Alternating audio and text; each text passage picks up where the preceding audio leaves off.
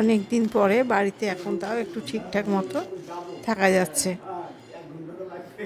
আমাদের নতুন বাড়িটা তৈরি শুরু হয়েছিল 2021 সালের জুন মাস থেকে। তখন থেকেই কাজ এখনো পর্যন্ত চলেই যাচ্ছে, কাজের আর শেষ নাই। যখন বাড়িটা তৈরি হলো তার কিছুদিন পরে মেয়ের বিয়ে হলো। মেয়ের বিয়ের সময় কেবলমাত্র নিচের ঘরগুলোই প্লাস্টার করা হয়েছিল, জানলা দরজাটা কোনোরকমভাবে হয়েছিল। যেগুলো কাঁচের জানলা সেগুলো তখনও হয়নি, ওইরকম খোলা অবস্থাতেই মেয়ের বিয়ে হয়েছে।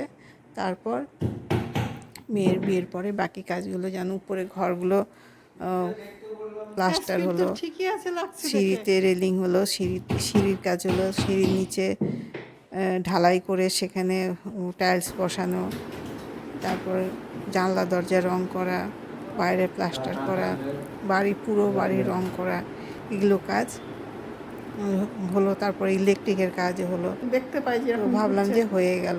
তো আবার কিছুদিন পর হাজব্যান্ড বললো যে না, ঘরগুলো দেখতে এরকম ভালো লাগছে না, প্লাইয়ের কাজটাও করে নিই।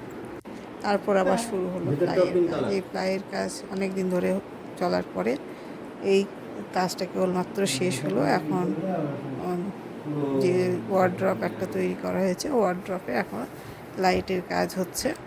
এই কাজটা হয়ে গেলে যেন হাঁপ ছেড়ে বাঁচি।